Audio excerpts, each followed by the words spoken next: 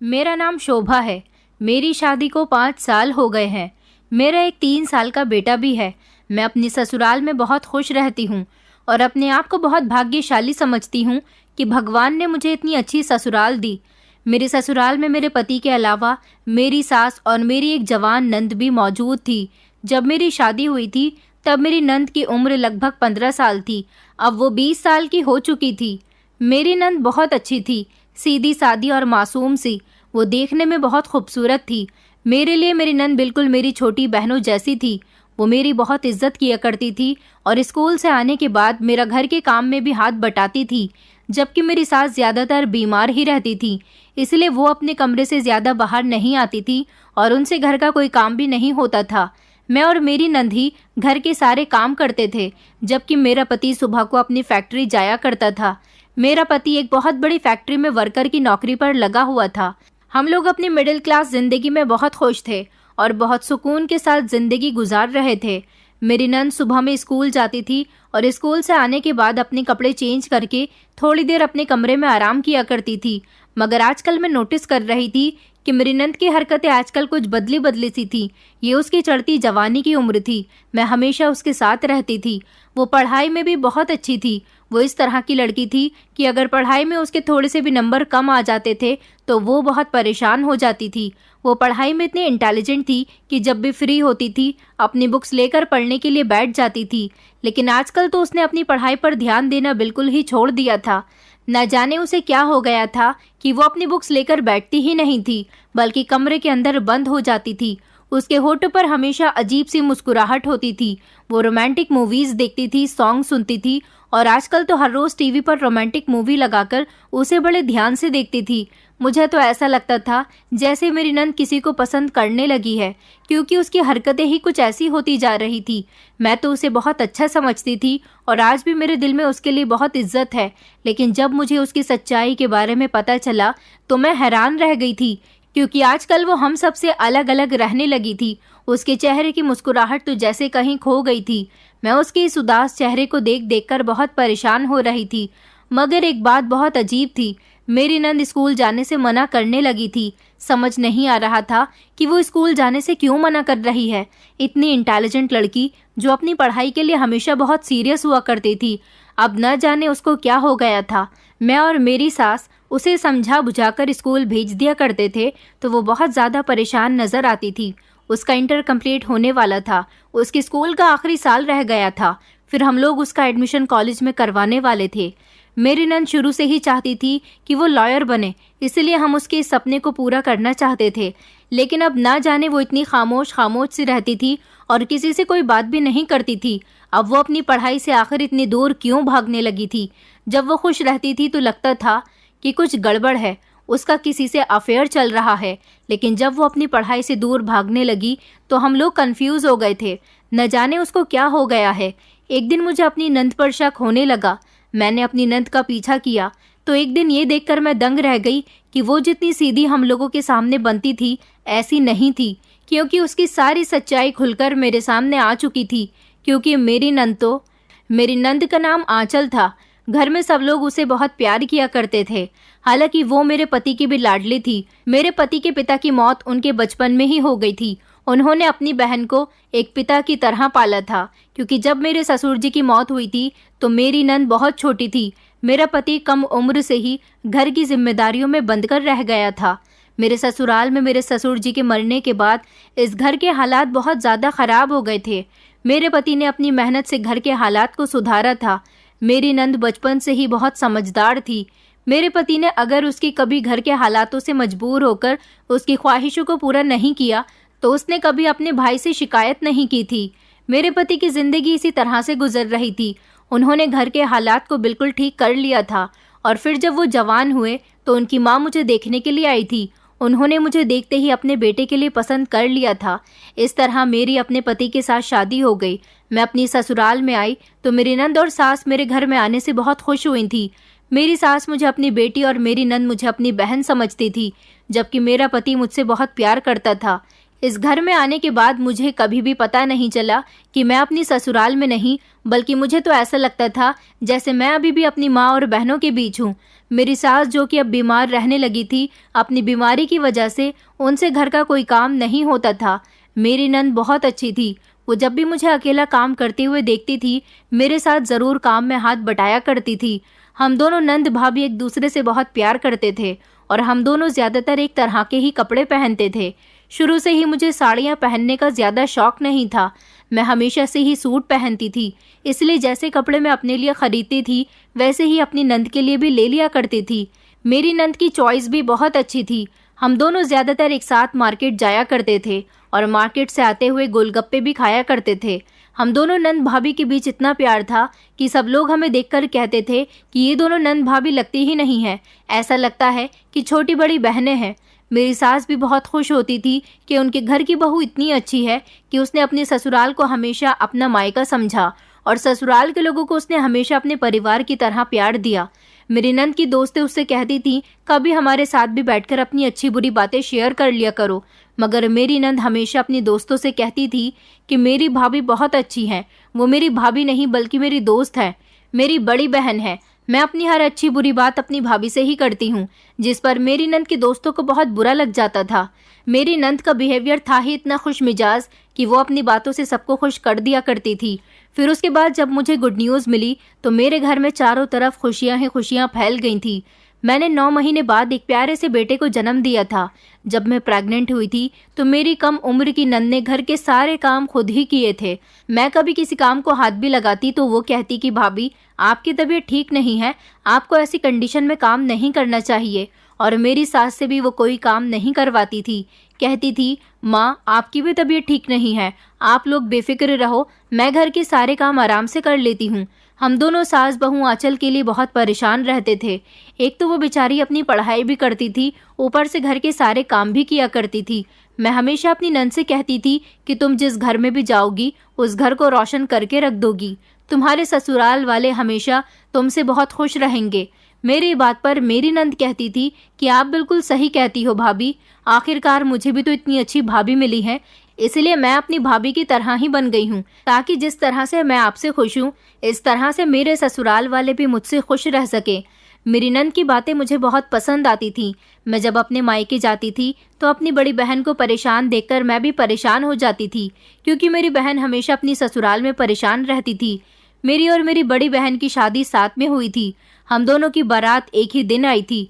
मेरी बहन के ससुराल वाले तो उसे बहुत परेशान करते थे। उसकी भी 2 जवान नंदे थी और उन दोनों ने ही मेरी बहन का जीना दुश्वार किया हुआ था। जब मैं उसको अपने ससुराल वालों की और अपनी नंद के बारे में बताती तो मेरी बहन कहती थी कि तुम कितनी भाग्यशाली हो जिसे इतना अच्छा ससुराल मिला है और इतना प्यार करने वाली नंद मिली है। स्कूल से आ जाने के बाद मेरी नंद मेरे बेटे को लेकर बैठ जाती थी और फिर उसके बाद मैं घर का थोड़ा बहुत काम कर लिया करती थी। मेरे ससुराल के हालात अच्छे चल रहे थे, हमारे घर में खुशियाँ थी। मेरा पति भी मेरी इस बात से खुश रहता था कि जिस तरह से मुझसे सब लोग बहुत प्यार करते हैं, इस तरह से मैं भी सबसे बहुत प्यार करती हूँ। जिंदगी इसी तरह से गुजर रही थी। अब मेरी नंद का इंटर कंप्लीट होने वाला था, उसकी पढ़ाई का आखिरी साल चल रहा था। मेरी नंद आजकल बहुत खुश रहने लगी थी। वो हमेशा से ही खुश रहती थी, मगर आजकल मैं देख रही थी कि उसे ना जाने कैसे रोमांटिक मूवीज का शौक हो गया था। वो कभी टीवी में रोमांटिक मूवी लगा लिया करती थी तो वो कभी अपने मोबाइल में रोमांटिक मूवीज देख रही होती थी। हालांकि पहले मेरी नंद ऐसी नहीं थी, क्योंकि पहले तो उसे कभी इतनी फुर्सत भी नहीं मिलती थी कि वो बैठकर टीवी या मोबाइल देखा करे। पहले वो स्कूल से आने के बाद मेरे साथ काम में लग जाती थी और फिर अपनी पढ़ाई लेकर बैठ जाया करती थी। रात को हम लोग जल्दी ही सो जाते थे, क्योंकि मेरी नंद को सुबह उठकर स्कूल भी जाना होता था। मैं अपनी नंद के इन इशारों को समझ नहीं पाई थी कि आखिर वो इतनी क्यों खुश है। मैंने सोचा कि अच्छी बात है, वो अपनी लाइफ को एंजॉय करने लगी है। वैसे भी बेचारी हमेशा काम में ही लगी रहती है। कुछ दिन इसी तरह से गुजर गए थे। मेरी नंद स्कूल से आ जाने के बाद जब घर के किसी काम को हाथ नहीं लगाती थी और टीवी के आगे बैठ जाती थी या फिर अपने मोबाइल में लगी रहती थी।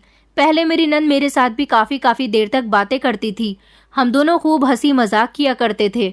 हम दोनों के बीच बिल्कुल फ्रेंडली बिहेवियर था। ऐसा नहीं था कि मेरी नंद मुझसे किसी बात पर नाराज़ थी, बस उसके मूड में खुद ही बदलाव आ गया था वो मुझसे दूर दूर रहने लगी थी या फिर मेरे साथ बातचीत करने का उसके पास टाइम नहीं था।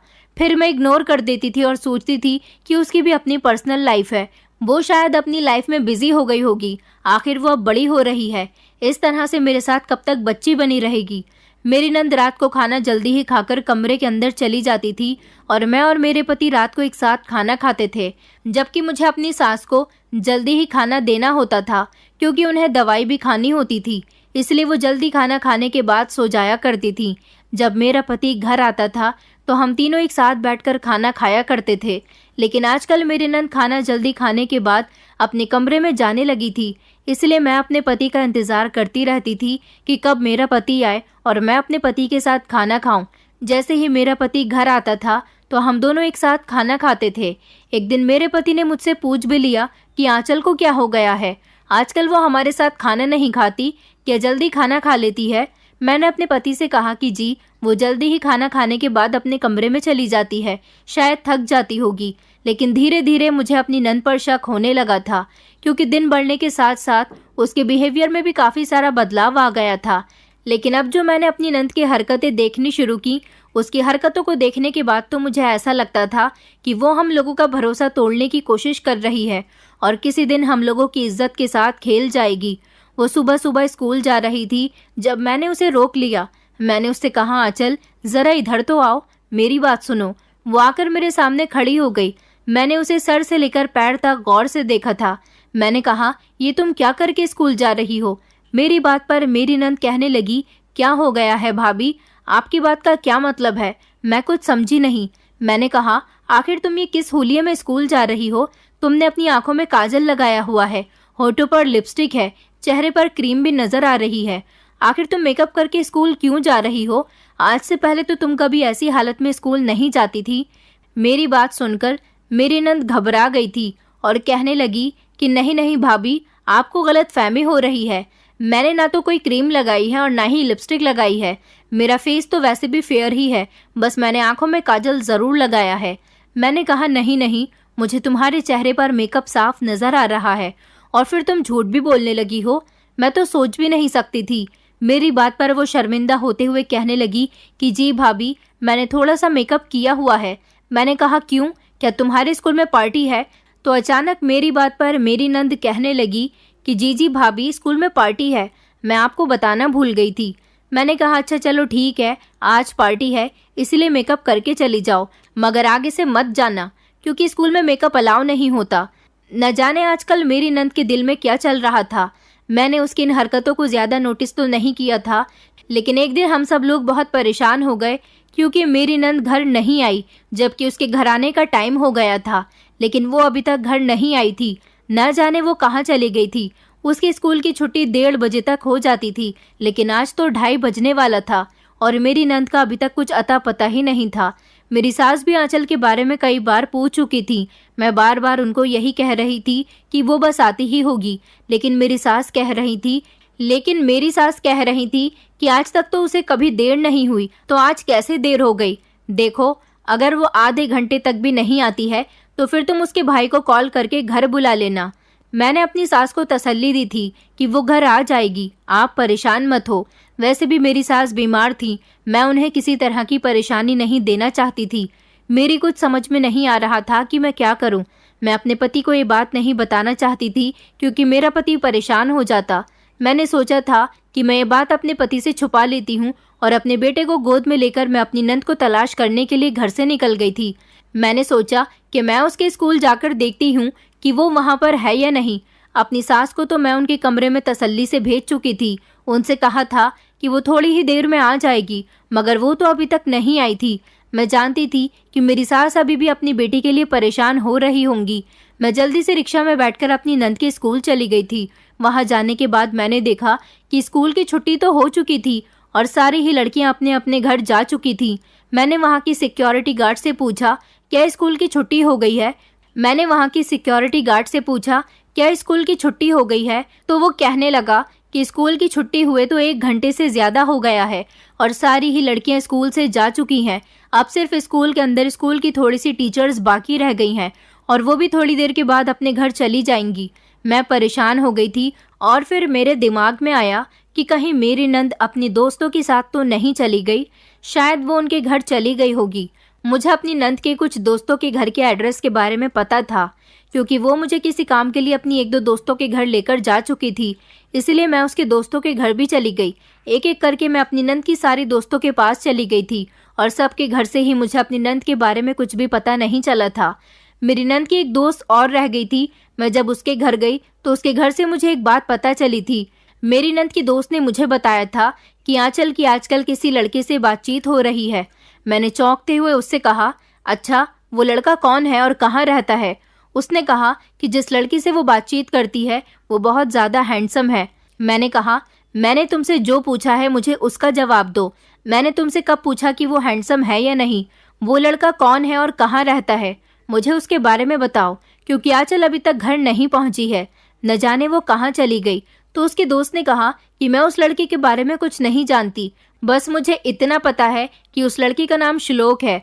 अपनी नंद की दोस्त की बात सुनकर मैं परेशान हो गई थी और फिर तंग आकर मैं घर आ गई, क्योंकि गर्मी बहुत तेज हो रही थी और मैं अपने छोटे से बेटे को लेकर घर से निकली हुई थी। मैं जैसे ही अपने घर पहुंची तो ये देखकर दंग रह गई कि घर पर मेरा पति भी आ चुका था। मुझे घर में ना देखकर वो परेशान हो गए थे। उन्होंने अपनी माँ से पूछा था कि मैं कहाँ पर हूँ। ये बात तो मेरी सास भी नहीं जानती थी कि मैं आंचल को ढूंढने के लिए घर से निकल चुकी थी। मैं अपने पति से अब ये बात नहीं छुपा सकती थी, इसलिए मैंने उनको बता दिया कि मैं आंचल को ढूंढने के लिए घर से गई हुई थी। आंचल अभी तक घर नहीं आई है। मेरे पति ये बात सुनकर परेशान हो गए और कहने लगे कि तुमने मुझे इस बारे में अभी तक क्यों नहीं बताया? मैंने कहा, मैं उसको उसकी सारी फ्रेंड्स के घर तलाश करके आ गई हूँ और उसके स्कूल भी देख कर आई हूँ, वो कहीं पर भी नहीं है। मेरा पति कहने लगा कि मैं पुलिस में रिपोर्ट लिखवाने के लिए जा रहा हूँ। मेरा पति अभी दरवाजे तक ही पहुंचा था कि अचानक मेरी नंद आ गई। जल्दी से घबराकर मैं उसके पास गई और कहने लगी कि आखिर तुम कहाँ से आ रही हो? तुम जानती हो कि हम तुम्हारे लिए कितना परेशान हो गए थे। मैंने देखा था कि मेरी नंद के चेहरे का रंग उड़ा हुआ था। ऐसा लग रहा था कि वो हमसे कुछ छुपाने की कोशिश कर रही है। मेरी नंद बिल्कुल खामोश थी, कुछ बोल ही नहीं रही थी। फिर मेरे पति ने भी उससे बार बार कहा कि बताओ तुम कहाँ गई थी। थोड़ी देर के बाद मेरी नंद ने मुझे बताया कि भैया भाभी, आप मेरे लिए परेशान न हो, मैं बिल्कुल ठीक हूँ। मैं जब स्कूल से घर वापस आ रही थी तब मुझे रास्ते में एक मासूम बच्ची रोती हुई मिली थी। वो बाजार वाले रास्ते की तरफ खड़ी हुई रो रही थी। शायद वो गुम हो गई थी, इसलिए मैं उसके पास खड़ी रही, क्योंकि वो एक मासूम बच्ची थी। मैं नहीं चाहती थी कि कोई उसके गुम होने का फायदा उठाए और उसके साथ कुछ गलत करे, इसलिए मैं उसके साथ मिलकर उसकी माँ को बाजार में ही तलाश कर रही थी। जब मुझे थोड़ी देर के बाद उसकी माँ मिल गई तो मैंने उस बच्ची को उसकी माँ के हवाले कर दिया और फिर मैं फौरन ही घर आ गई। मैं जानती हूँ कि आप लोग मेरे लिए परेशान हो रहे होंगे, मगर मैं उस मासूम बच्ची को ऐसे तो भटकता हुआ और रोता हुआ नहीं छोड़ सकती थी। मेरा पति कहने लगा, अच्छा ठीक है, तुमने उस बच्ची की मदद की, लेकिन तुम्हें हमारे बारे में भी तो सोचना चाहिए था। हम कितना परेशान हो गए थे। मेरी नंद कहने लगी, सॉरी भैया भाभी, आगे से मैं ऐसा कभी नहीं करूंगी। मेरी नंद की बात पर हम लोग बेफिक्र हो गए थे। मेरी नंद बिल्कुल ठीक ठाक थी। वो दिन तो जैसे तैसे गुजर गया था, मगर अगले दिन मेरी नंद ने जो कहा उसे सुनकर मेरे होश उड़ गए थे। मेरी नंद सुबह देर से उठी और उठने के बाद नहा धोकर उसने नाश्ता किया और अच्छी तरह से तैयार हो गई। मैंने अपनी नंद से कहा कि आज तुम स्कूल नहीं गई, तुमने आज स्कूल जाने का सारा टाइम निकाल दिया। क्या तुम्हारी तबीयत ठीक नहीं है या फिर कोई और बात है? मेरी नंद कहने लगी, भाभी मैं अब स्कूल नहीं जाऊंगी, क्योंकि अब मुझे आगे नहीं पढ़ना है। उसकी बात सुनकर मैं चौंक गई थी और मैंने कहा था कि तुम पागल तो नहीं हो गई हो? तुम तो एक लॉयर बनना चाहती थी और वैसे भी अब तुम्हारा इंटर कंप्लीट होने वाला है। उसके बाद हम तुम्हारा एडमिशन अच्छे कॉलेज में करवाएंगे। मेरी नंद कहने लगी, अब मैं ही कह रही हूँ कि मुझे लॉयर नहीं बनना और ना ही मुझे आगे पढ़ाई करनी है। अपनी नंद की बात पर मैंने उससे कहा था कि आखिर क्या बात है जो तुम्हें पढ़ाई नहीं करनी। उसने मुझे कोई वजह नहीं बताई थी और वो मेरे पास से उठकर चली गई थी। अगले दिन भी वो स्कूल नहीं जा रही थी। मैंने उसे समझाया था कि तुम अपनी पढ़ाई खराब क्यों कर रही हो, आखिर ऐसा करने से तुम्हें क्या हासिल होगा, लेकिन उसने मेरी कोई बात नहीं मानी और उसने स्कूल जाना बंद कर दिया। मेरी समझ नहीं आ रहा था कि मेरी नंद आखिर चाहती क्या है। ये बात अभी मेरी सास और मेरा पति नहीं जानता था, क्योंकि जब तक मेरी नंद के स्कूल का टाइम होता था वो अपने कमरे में बंद रहती थी। न जाने उसे क्या हो गया था। मेरा पति एक दिन मुझसे पूछने लगा कि आंचल की पढ़ाई कैसी चल रही है। अब तो उसके बोर्ड के एग्जाम्स आने वाले हैं, बस उसका इंटर कंप्लीट हो जाए, मैं जल्दी ही उसका एडमिशन अच्छे कॉलेज में करवा दूंगा। मैंने अपने पति को बता दिया था कि आंचल पढ़ाई छोड़ चुकी है, जबकि उसके 2 बोर्ड एग्जाम्स निकल चुके हैं। ये बात सुनकर मेरे पति के होश उड़ गए थे। मेरा पति कहने लगा, ये तुम क्या कह रही हो? तुमने इस बारे में मुझे पहले क्यों नहीं बताया? मैंने अपने पति से कहा कि मैंने आंचल को समझाने की बहुत कोशिश की थी, मगर उसने मेरी एक नहीं मानी। मैंने अपने पति से कहा कि वो जवान लड़की है, मैं उसके साथ जोर जबरदस्ती नहीं कर सकती और आपको भी नहीं करने दूंगी। इसलिए वो अगर अपनी पढ़ाई पूरी नहीं करना चाहती तो ना करे, क्योंकि शिक्षा हासिल करने का हक इंसान को अपनी मर्जी से होना चाहिए। मेरी बात सुनकर मेरा पति खामोश हो गया था और कहने लगा कि अच्छा ठीक है, अगर वो आगे नहीं पढ़ना चाहती तो उसकी मर्जी, मगर उसे इंटर कंप्लीट कर लेना चाहिए था। अपने पति की बात सुनकर मैं खामोश हो गई थी, क्योंकि मेरे पति ने कभी भी अपनी बहन की किसी बात को नहीं टाला था। लेकिन मैं देख रही थी कि मेरी नंद की आंखें अब रोई रोई सी होती थीं। ऐसा लगता था कि वो बहुत रोई है। मैं उससे पूछने की बहुत कोशिश करती थी कि तुम रो क्यों रही थी, तुम्हारी आंखें ऐसी क्यों हो रही हैं। मेरी नंद हर बार यही कहती थी कि नहीं भाभी, आपको कोई गलतफहमी हो रही है, मैं नहीं रोई हूँ। कुछ दिन इसी तरह से गुजर गए थे, जब एक दिन मेरी नंद उल्टियाँ कर रही थी। मैं अपनी नंद को देखकर बहुत घबरा गई, क्योंकि उसकी अचानक से बहुत तबीयत खराब हो गई थी। मैं जल्दी से उसको लेकर अस्पताल चली गई और उसका चेकअप करवाया, मगर डॉक्टर ने जो मुझे बात बताई थी उसे सुनकर मेरे पैरों तले से जमीन निकल गई थी। डॉक्टर ने मुझे बताया था कि मेरी नंद प्रेग्नेंट है। मैं तो सोच में पड़ गई थी कि आखिर वो सीधी सादी मासूम सी दिखने वाली लड़की हमारी इज्जत के साथ खिलवाड़ कर चुकी है। घर आने के बाद मैंने आंचल को अपने कमरे में बंद कर लिया और उससे पूछा कि तुम ये सब क्या करती फिर रही हो, तुम इतनी हद तक गिर सकती हो। मैं नहीं जानती थी, मुझे पता था कि तुम्हारा किसी लड़की के साथ अफेयर चल रहा है। मैं ये बात खामोशी से बर्दाश्त करती रही थी, मगर मुझे क्या पता था कि एक दिन तुम उसके बच्चे की माँ भी बन जाओगी। मेरी बात सुनकर मेरी नंद शर्मिंदा हो रही थी और कहने लगी कि भाभी, मुझे मेरे हाल पर छोड़ दो, मैं आपसे कोई बातचीत नहीं करना चाहती। मुझे बड़ी हैरानी हुई थी कि हमेशा मेरी इज्जत करने वाली मेरी नंद आज मुझसे कैसे आंखें चुरा रही थी। उसने मुझे कुछ भी नहीं बताया था, मगर मैं अपना सर पकड़कर बैठ गई थी कि अगर ये बात मेरे पति और मेरी सास को पता चल गई तो ना जाने क्या होगा। मैं सोच रही थी कि ये बात मुझे अपने पति को बता देनी चाहिए, क्योंकि अगर इतनी बड़ी बात उन्हें कहीं और से पता चली तो वो मेरा गला दबा देंगे, क्योंकि वो अच्छी तरह से ये बात जानते हैं कि मैं अपनी नंद की शुरू से ही बहुत क्लोज रही हूँ और उसकी हर बात को अच्छी तरह से जानती हूँ। मुझे अफसोस हो रहा था कि जिस दिन मुझे उस लड़के श्लोक के बारे में उसके दोस्त ने बताया था, मुझे तभी से ही अपनी नंद पर नजर रखनी चाहिए थी। मगर वो तो जिस दिन घर देर से आई थी उस दिन से घर से बाहर निकली ही नहीं थी, यहाँ तक कि उसने स्कूल तक जाना बंद कर दिया था। मेरी तो कुछ समझ नहीं आ रहा था कि मैं क्या करूं। मैं बार बार अपनी नंद से पूछ रही थी कि बताओ ये बच्चा किसका है, क्या तुम उस लड़के से शादी करना चाहती हो जिससे प्यार करती हो? तो मैं जैसे तैसे तुम्हारी उसके साथ शादी करवा देती हूँ, ताकि बच्चे वाली बात दबी की दबी रह जाए। मगर मेरी नंद तो मेरे साथ ऐसे बिहेव करती थी जैसे मैं उसके लिए कोई अनजान हूँ। वो मेरी किसी बात का ना तो कोई जवाब देती थी और ना ही मेरी बात सुनकर कोई रिएक्ट करती थी, बस खामोश बैठी रहती थी। ऐसा लगता था जैसे वो डिप्रेशन का शिकार हो रही है। अगले दिन मैंने देखा कि मेरी नंद खामोशी से दुपट्टा ओढ़कर उससे अपना मुंह छुपा रही थी और घर से निकल रही थी, क्योंकि शाम का टाइम था और मैं अपने बेटे को कमरे में सुला रही थी। मेरी सास भी अपने कमरे में थी। मेरी नंद को जब कोई दिखाई नहीं दिया तो वो खामोशी से घर से निकल गई। मैं भी ये देखने के लिए कि आखिर वो कहाँ जा रही है उसके पीछे पीछे चली गई। मैं समझ गई थी कि जरूर वो श्लोक नाम के लड़के से ही मिलने के लिए जा रही होगी, क्योंकि उसके दोस्त ने बताया था कि वो उसको कई बार उससे बातचीत करते हुए देख चुकी है। इसका मतलब कि ये दोनों गर्लफ्रेंड बॉयफ्रेंड होंगे। मगर जिस जगह पर मेरी नंद जाकर रुकी थी और वो जिस इंसान से मिलने गई थी, वहां पहुंचते ही मेरे होश उड़ गए थे, क्योंकि मेरी नंद कहीं और नहीं बल्कि अपने स्कूल आई थी। वो स्कूल के अंदर चली गई और वहां प्रिंसिपल रूम में गई। मेरी नंद का स्कूल भले ही गर्ल्स कॉलेज था, लेकिन यहाँ के प्रिंसिपल एक मर्द थे जिनकी उम्र लगभग 40 साल थी। मेरी नंद जैसे ही इस प्रिंसिपल के ऑफिस में गई, मैं ऑफिस के दरवाजे के बाहर ही खड़ी हो गई थी। शायद उसे पता था कि इस समय स्कूल का प्रिंसिपल ऑफिस में ही होता है।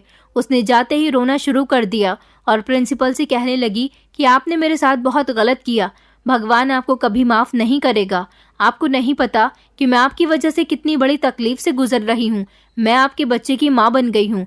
अपनी नंद की बात सुनकर मेरे होश उड़ गए थे कि आखिर उसके साथ ये सब करने वाला कोई और नहीं, प्रिंसिपल है। प्रिंसिपल कहने लगा कि तुम यहाँ से जा सकती हो। मैं तुम्हें अपना जवाब पहले ही दे चुका हूँ। मैं भले ही तुमसे प्यार करता था, मगर मैं नहीं जानता था कि तुम इतनी जल्दी प्रेग्नेंट हो जाओगी। तुम्हारे लिए बेहतर यही होगा कि तुम यहाँ से चली जाओ, वरना मैं तुम्हें धक्के मारकर यहाँ से निकाल दूंगा और आज के बाद मेरे स्कूल में आने की ज़रूरत नहीं है। मेरी नंद फूट फूट कर रो रही थी। मेरी नंद कह रही थी कि तुमने मुझे प्यार की बहुत बड़ी सज़ा दी है। मैं नहीं जानती थी कि प्यार करने वाले धोखा भी देते हैं। अपनी नंद की बात सुनकर मैं चौंक गई थी। आखिर वो कौन से प्यार की बात कर रही थी? क्या वो प्रिंसिपल से प्यार करती थी? अब मेरी समझ आ गया था कि ये दोनों एक दूसरे से प्यार करते थे। तभी इन दोनों के बीच बात इतनी बढ़ गई कि मेरी नंद मातक बन गई है। मुझे अपनी नंद पर गुस्सा आ रहा था कि वो इतनी समझदार और सुलझी हुई सीधी सादी लड़की प्यार के जाल में कैसे फंस सकती है, और फिर उसे प्रिंसिपल और अपनी उम्र में कोई फर्क क्यों नजर नहीं आया। जिस लड़के के बारे में मुझे उसके दोस्त ने बताया था, ये वो नहीं था, क्योंकि प्रिंसिपल तो एक उम्रदार आदमी था, जबकि वो किसी लड़के की बात कर रही थी। मेरी नंद बहुत गलत कर चुकी थी और मैं खामोशी से वहां से निकल आई थी। और मेरे आने के थोड़ी ही देर बाद मेरी नंद भी रोती हुई घर वापस आ गई थी। अब मैं अपनी नंद की सारी सच्चाई जान चुकी थी। मैं अपनी नंद के कमरे में गई और उससे कहने लगी कि मुझे तुम्हारी सच्चाई पता चल गई है आंचल। अब तुम खामोश नहीं रह सकती। तुम्हें मेरे सवालों का जवाब देना ही होगा। ये सब क्या हो रहा है? तुम इतनी कम उम्र में प्रिंसिपल के बच्चे की माँ कैसे बन सकती हो? क्या तुम उससे प्यार करती थी? मेरी बात सुनकर आंचल शॉक्ड रह गई थी, क्योंकि वो सोच रही थी कि मुझे उसकी सच्चाई कैसे पता चल गई। जब मैंने उसे बताया कि आज मैं तुम्हारे पीछे पीछे गई थी, तुम्हारी और प्रिंसिपल के बीच होने वाली सारी बात मैं सुन चुकी हूँ। मेरी बात सुनकर आंचल रोने लगी थी और कहने लगी, भाभी, मैं नहीं जानती थी कि मुझसे इतनी बड़ी गलती हो जाएगी। मैं प्रिंसिपल के प्यार के जाल में फंस गई थी। मैं जानती हूँ कि वो मेरी उम्र से कई ज्यादा बड़े हैं, मगर प्यार तो किसी से भी कभी भी हो सकता है। प्रिंसिपल जब स्कूल में आते थे तो मेरी बहुत तारीफ किया करते थे, और जब वो मेरी तारीफ करते थे तो मुझे ऐसा लगता था जैसे उन्हें मेरी फिक्र है, क्योंकि वो मेरी क्लास की सारी लड़कियों में सबसे ज़्यादा टैलेंटेड मुझे कहा करते थे। और कभी कभी तो मुझे अपने ऑफिस में बुलाने के बाद मुझसे इतने प्यार से बात किया करते थे कि मैं उनसे बात करने के लिए बेचैन रहती थी। मैं मन ही मन में उनको चाहने लगी थी। न जाने क्यों मुझे अपने ही कॉलेज के प्रिंसिपल से प्यार हो गया, और एक दिन मैंने प्रिंसिपल को अपने दिल की बात बता दी थी। मैं हमेशा उनकी यादों में खोई रहती थी। मेरे पास प्रिंसिपल का नंबर था। मैं मैसेज से उनसे बात किया करती थी और उनकी याद में हमेशा गाने गुनगुनाती रहती थी, रोमांटिक मूवीज देखती थी। मुझ पर प्यार का भूत सवार हो चुका था। प्रिंसिपल सर ने मेरा प्रपोजल एक्सेप्ट कर लिया था और फिर उन्होंने एक दिन मुझे अपने केबिन में बुलाया। मैं उनके साथ उनके केबिन में थी। वो मेरे करीब आने लगे और फिर हम दोनों से वो गलती हो गई जो हमें नहीं करनी चाहिए थी। उस दिन ही मुझे घर आने में बहुत देर हो गई थी, क्योंकि मैं प्रिंसिपल के साथ उनके ऑफिस में मौजूद थी। मगर मुझे अपनी गलती का एहसास हुआ था कि मैंने प्रिंसिपल को पसंद करके बहुत बड़ी गलती की है। हम दोनों भावनाओं में खो चुके थे और प्रिंसिपल ने मेरी मासूमियत का फ़ायदा उठाते हुए मेरी मोहब्बत को नहीं समझा और मेरी इज्जत के साथ खेल गए। घर आने के बाद मैंने प्रिंसिपल को बहुत कॉल्स की, मगर उन्होंने मेरी कॉल्स रिसीव नहीं की। मैं बहुत परेशान रहने लगी थी जब एक दिन प्रिंसिपल सर का मेरे पास मैसेज आया। उन्होंने कहा कि तुम अब मेरे काम की नहीं रही हो। मैं तुम्हें इस्तेमाल कर चुका हूँ, मुझे माफ़ कर देना। मेरे बीवी बच्चे भी हैं, इसलिए अब मेरे पीछे पड़ने की कोई ज़रूरत नहीं है, और हम दोनों के बीच जो कुछ भी हो गया है उसके बारे में किसी को मत बताना, और मेहरबानी करके स्कूल आने की ज़रूरत नहीं है, क्योंकि मैं जानता हूँ कि लड़कियाँ बहुत भावुक होती हैं, किसी न किसी को अपने बारे में ज़रूर बता देती हैं। मैं तुमसे प्यार नहीं करता। जब तुम मेरे करीब आने लगी थी तो मैंने सोचा कि क्यों ना तुम्हारा फ़ायदा उठा लिया जाए। प्रिंसिपल की बात सुनकर मैं दंग रह गई थी और बहुत रोई थी। मैंने उसके बाद प्रिंसिपल से बात करने की बहुत कोशिश की, मगर उन्होंने अपना नंबर स्विच ऑफ कर दिया था।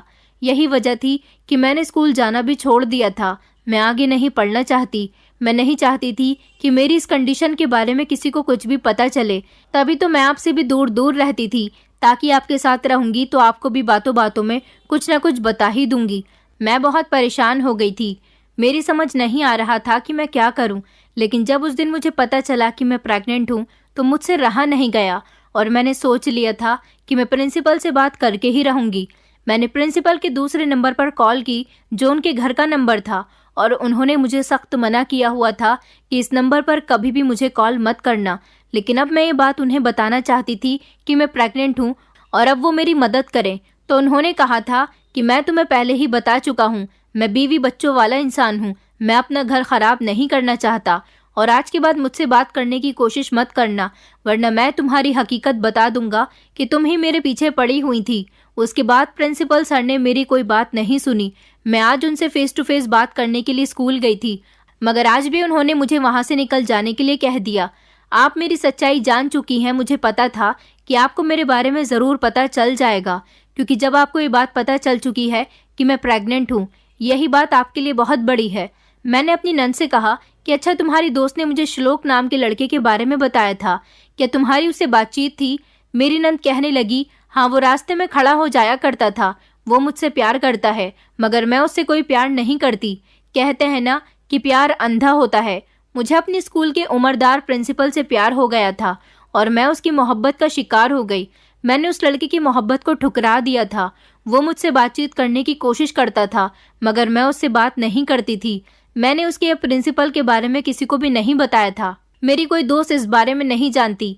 बस रास्ते में आते जाते जब श्लोक मुझसे बातचीत करने की कोशिश करता था, तब मेरी दोस्तों ने मुझे देख लिया होगा। मेरी नंद फूट फूट कर रो रही थी और कह रही थी कि भाभी, मैं बहुत बड़ी मुसीबत में फंस चुकी हूँ।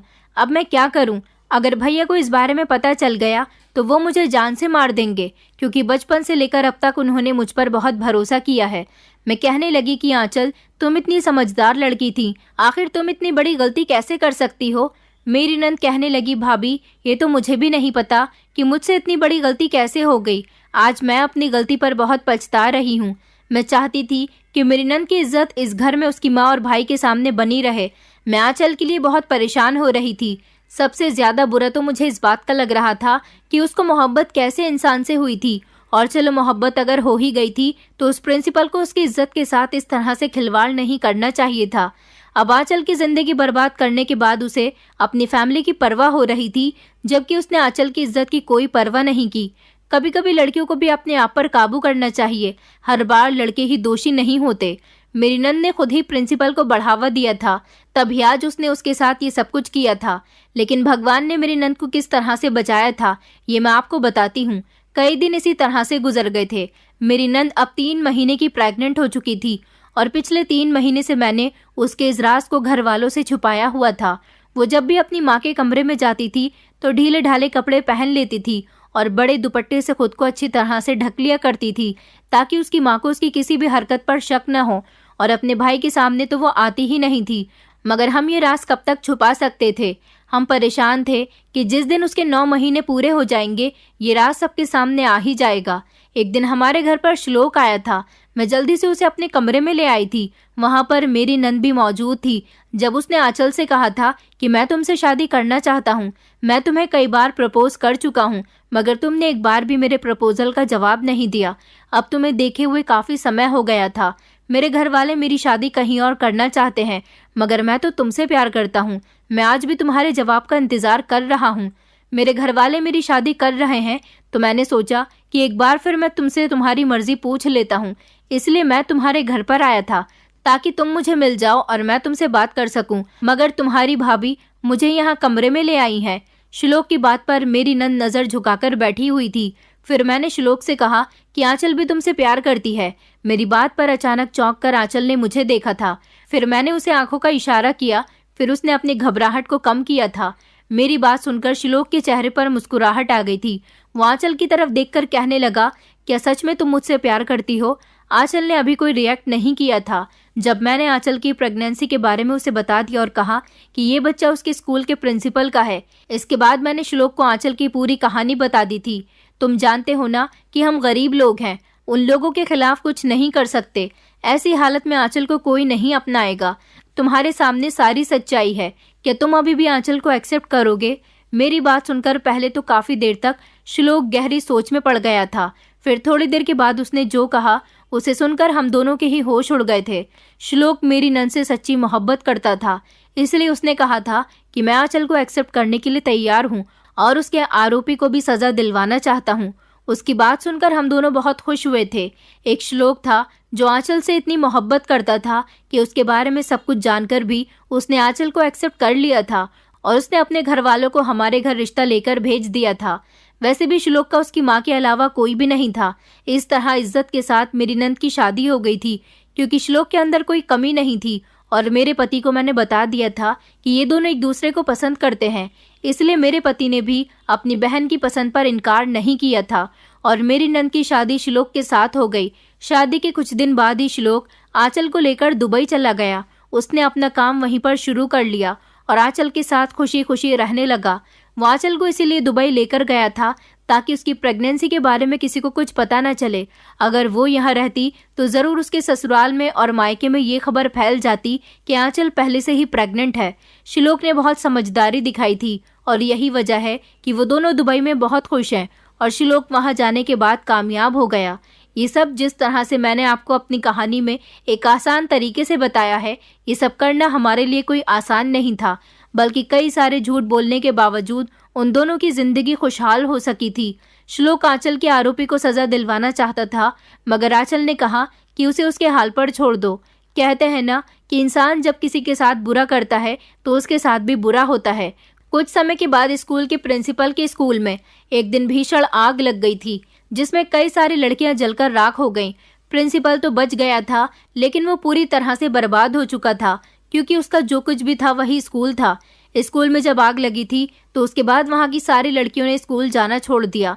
स्कूल का प्रिंसिपल आज खाली हाथ बैठा हुआ है। शायद उसके किए की सजा उसको मिल गई थी।